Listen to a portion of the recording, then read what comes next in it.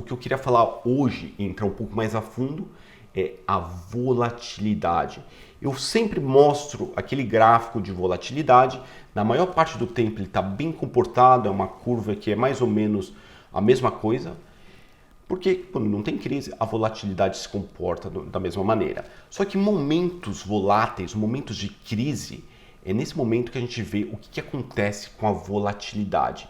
E hoje eu vou pegar alguns minutos aqui do seu tempo para te explicar um pouco mais a fundo como que funciona a volatilidade. O índice VIX, que é o principal índice que mede a volatilidade, tem outros, mas o VIX é o padrão, ele mede a volatilidade das opções do índice S&P 500 com 30 dias. Espera lá, o que é isso? Bom, vamos dar um passo atrás. Vários investidores, principalmente investidores institucionais, compram opções de venda para se defender de crises no mercado. Essa opção de venda, ela funciona como uma pólice de seguro. Se você tiver um seguro do seu carro ou da sua casa, se você bater o carro ou se a sua casa pegar fogo, você não perde dinheiro porque o seguro vai lá e te reembolsa. Desde que, claro, seja uma empresa séria. Essas opções de venda servem da mesma maneira. Então, se você tem uma opção de venda a 3.000 pontos e o índice S&P 500 está a 3.000 pontos, se ele cair para 2.000 pontos, ou seja, uma perda de 30%, você não perde nada porque você tem o direito de vender a 3.000 pontos. Então, se você comprar essas opções, você tem uma proteção contra a queda. E investidores institucionais que têm um portfólio muito grande, que eles não conseguem sair vendendo rapidamente, eles compram essas opções de tempos em tempos, dentro da sua estratégia, para se proteger de quedas. Daí tudo bem? Então pensa nas opções como o prêmio que você paga. O problema é que se você comprar essas opções o tempo todo, você não vai ganhar nada porque elas custam alguma coisa. E esse custo dela é medido pela volatilidade.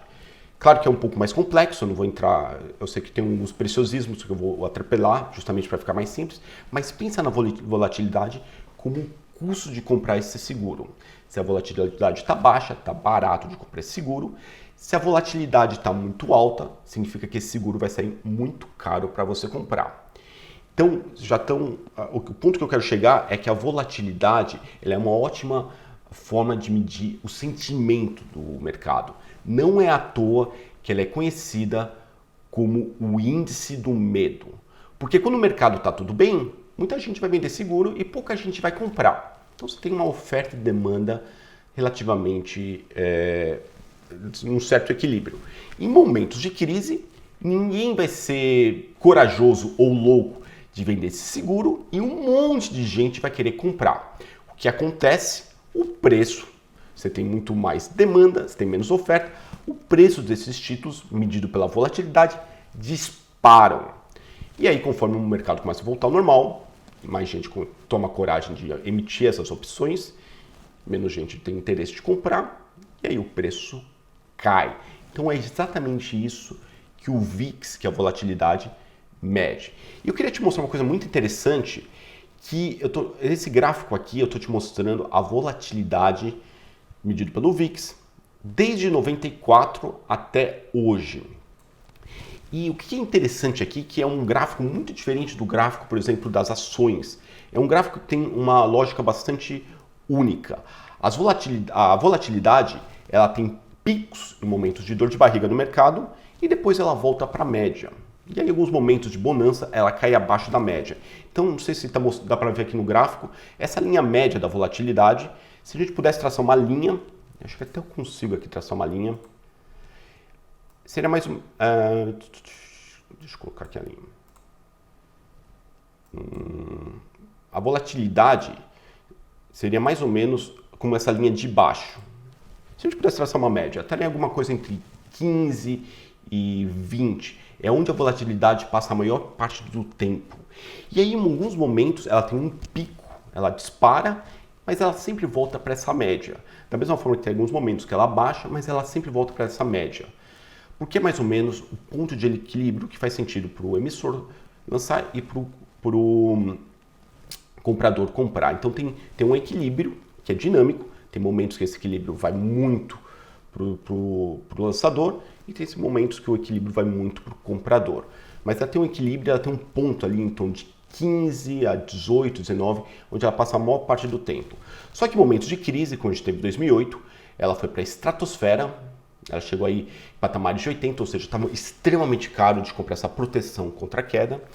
E da mesma forma que em 2020, durante a pandemia, ela também foi para a estratosfera, foi um dos maiores intradiários do VIX, que se tem notícia, chegou até mais de 90. Nesse gráfico não mostra porque esse gráfico é mensal, mas se a gente estivesse no gráfico diário, a gente ia ver que esse pico foi enorme. Justamente porque o mundo estava fechando, ninguém sabia o que era o Covid e a volatilidade foi ao extremo, porque ninguém queria ter o risco do mercado, ninguém queria assumir o risco, ninguém queria vender essa proteção e muita gente queria comprar. Conforme o mercado foi caindo, conforme as coisas foram se assentando, muito mais gente falou, opa, tá bom de vender essa... Eu não acho que o mercado vai cair tanto e eu posso embolsar uma grana vendendo essa proteção, essas opções de venda. E o que aconteceu? Muita gente começou a entrar no mercado, os compradores falaram, mas agora já caiu, já não tem mais tanto por que comprar, e rapidamente o VIX voltou.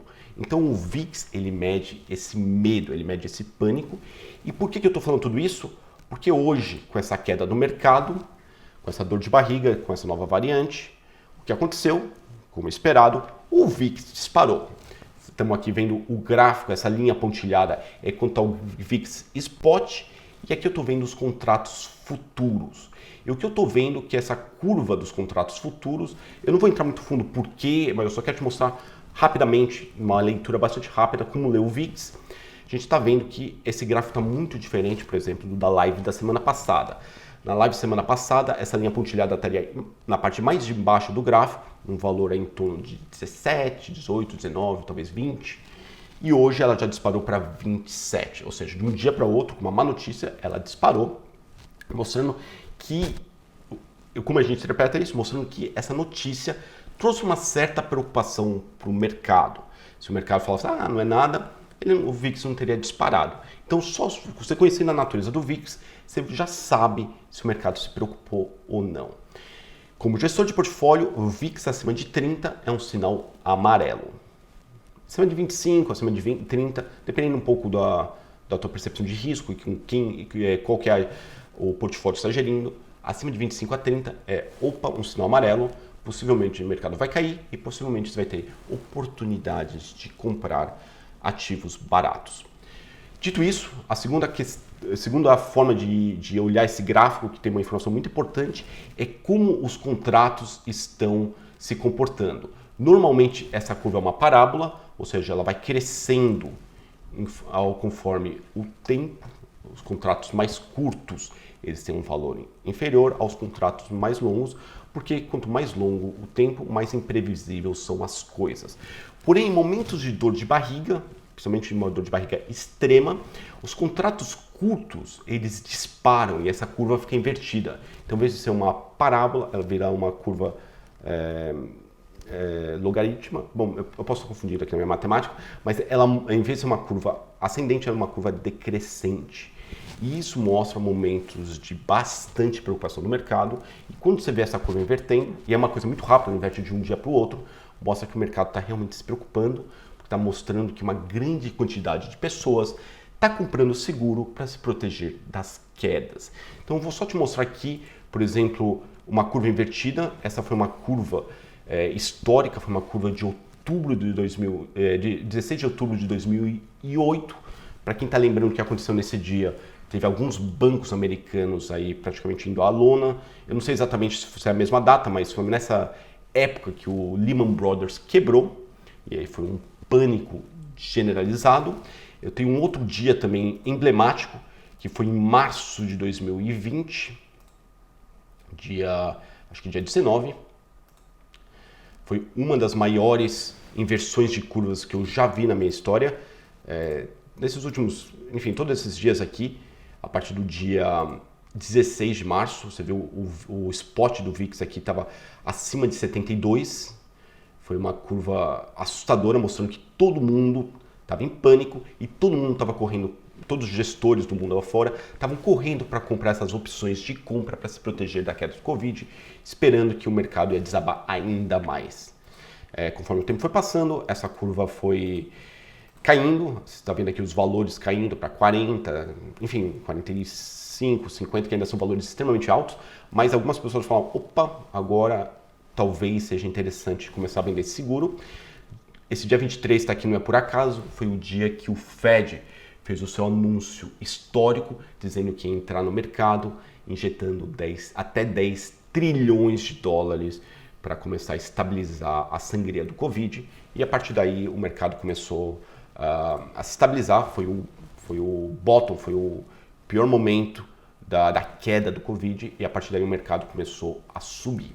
Então a curva da volatilidade, ela traz muita informação para a gente. Vamos trazer aqui para o dia de hoje, que é o dia de hoje que eu estou analisando aqui para vocês, e estamos aqui no dia 26 e temos a curva começando voltei aqui para o dia de hoje, temos aqui a curva começando a querer assim inverter.